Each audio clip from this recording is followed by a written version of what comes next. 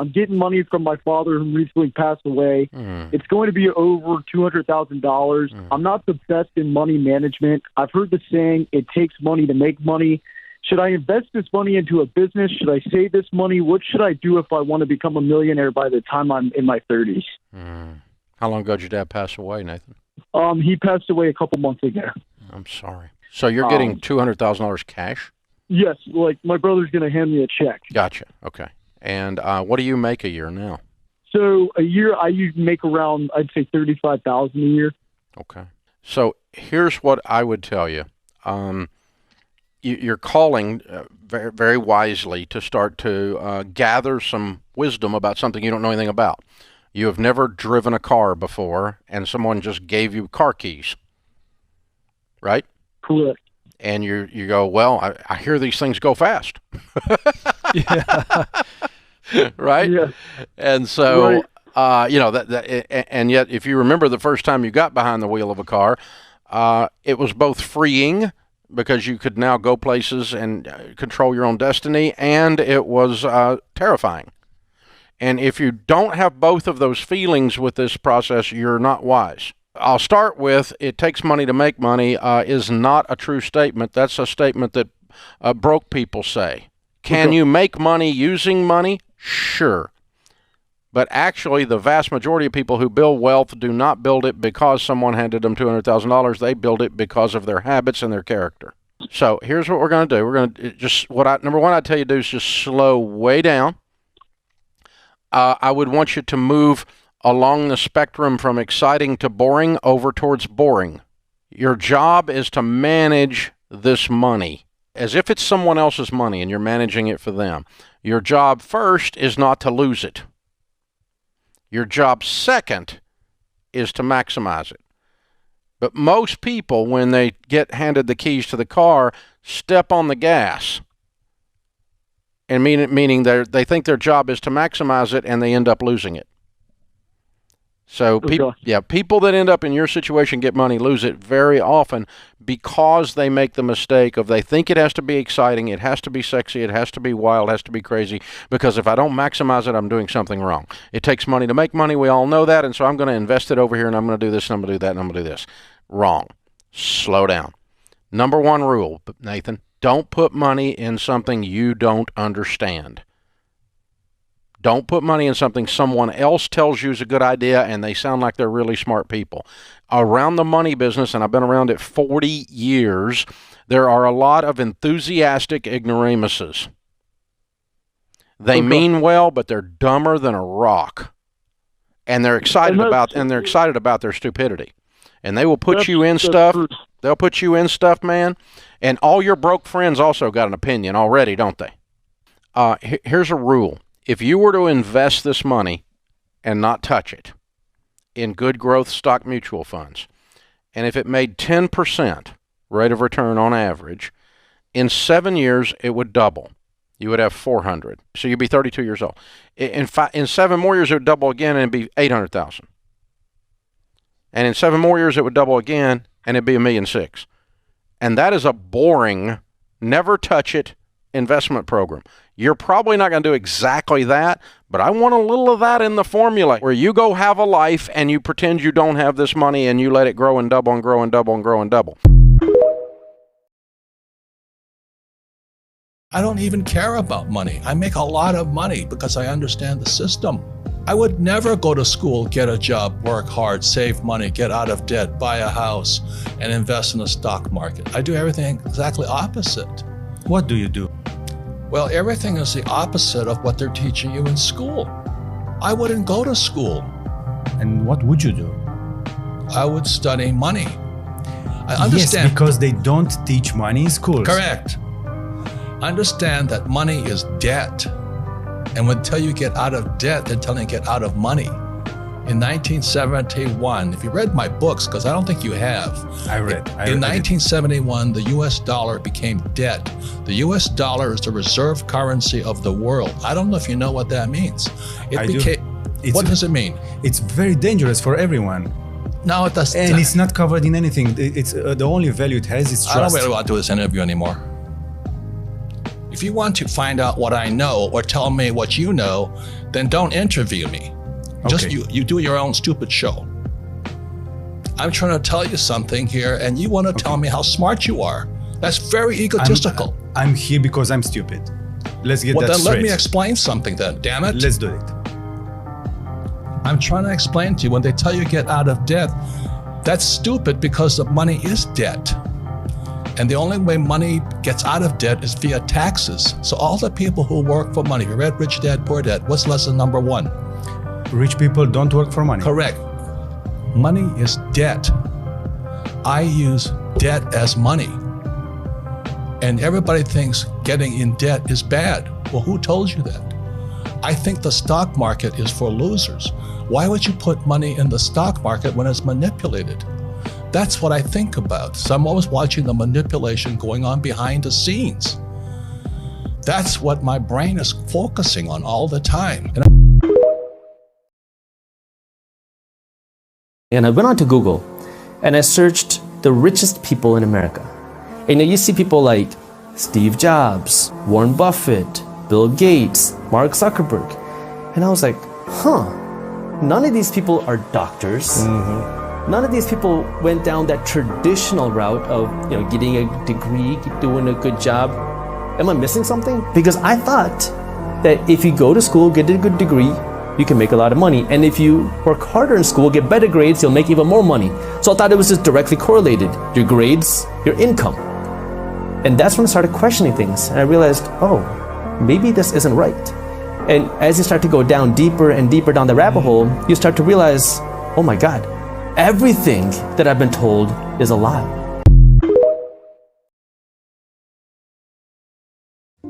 Oh, I took your advice.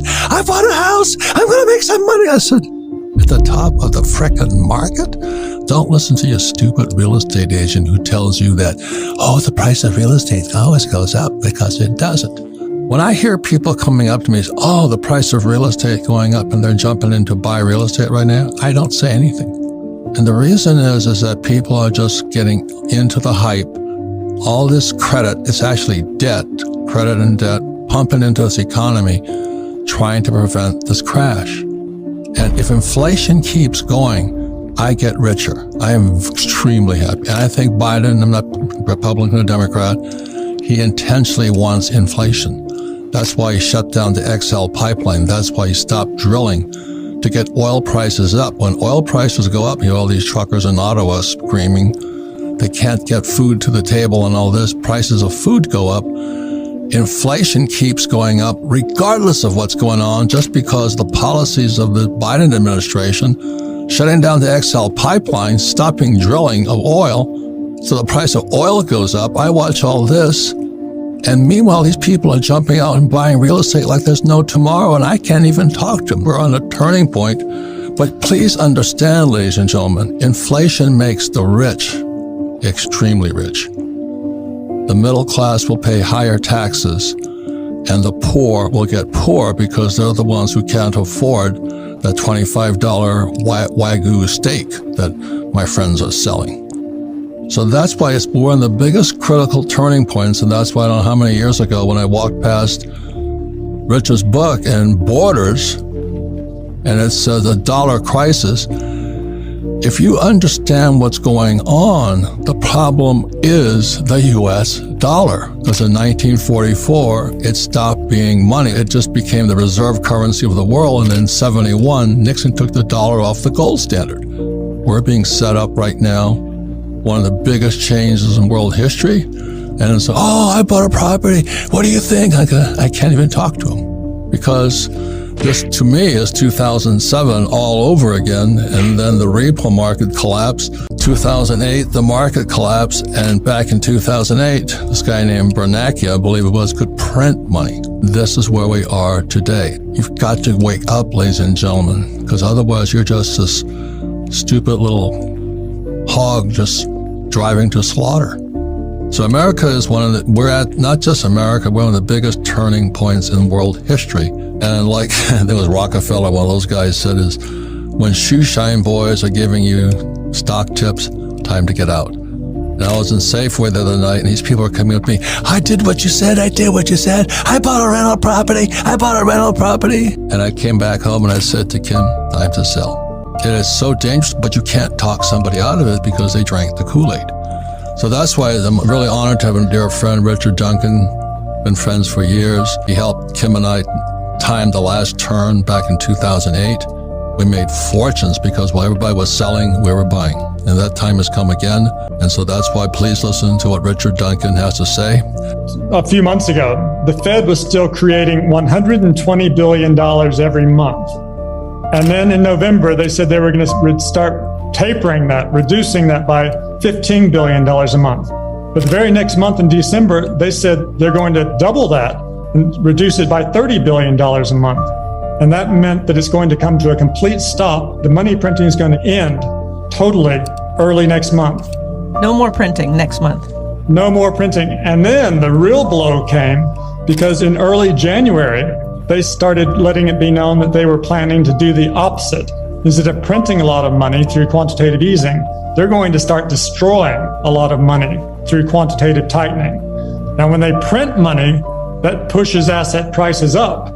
When they destroy money, that tends to make asset prices fall. And when the stock market could hurt that, they freak out. How do they destroy money? Well, they destroy money because when they print money, they buy bonds with that money.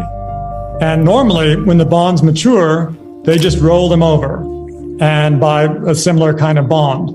But they destroy money by essentially selling those bonds. And when the Fed, what happens is the bonds mature and the Fed doesn't roll them over. Someone else has to buy the bond. So the Fed gets its money back. And when the Fed gets money back, that money just evaporates. The Fed doesn't need to keep any money because it can make all the money it wants anytime it wants to. So it's a bit complicated to explain in just a few sentences, but the bottom line is it's the opposite of quantitative easing. Quantitative tightening destroys money, and that tends to make stock prices fall. And we're about to get a heavy dose of quantitative tightening coming into effect within the next couple of months. And it's going to make it harder and harder for mom and pop to go buy that house they're going to flip. And isn't that going to drive inflation through the roof? Well, they think the opposite. When they, instead of printing money, that's the thing that normally causes inflation. It stimulates the economy. It creates growth. But when they destroy the money, that tends to make asset prices fall, like stocks and property. So people are less rich, so they spend less money. And if they spend less money, then prices tend to fall. So that's why they're doing this. They're worried now that the inflation rate has moved up to 7%, and they're taking steps to bring it back down.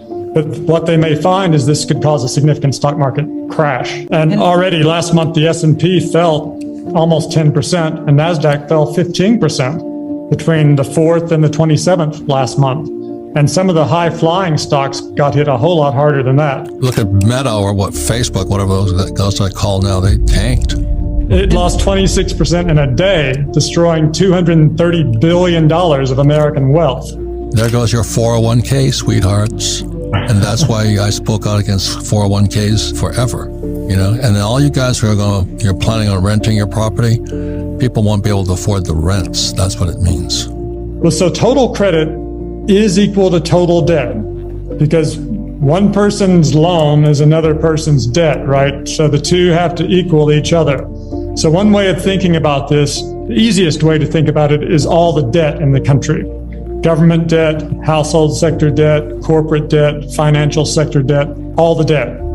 It first went through $1 trillion in 1964 when I was 4 years old. Now it's $90 trillion, from 1 trillion to 90 trillion during my lifetime. And this credit explosion, which would not have been possible if we had remained on a gold system where dollars were backed by gold. But this explosion of credit has transformed the world. Wait, Richard, hang on. You're speaking like an economist again.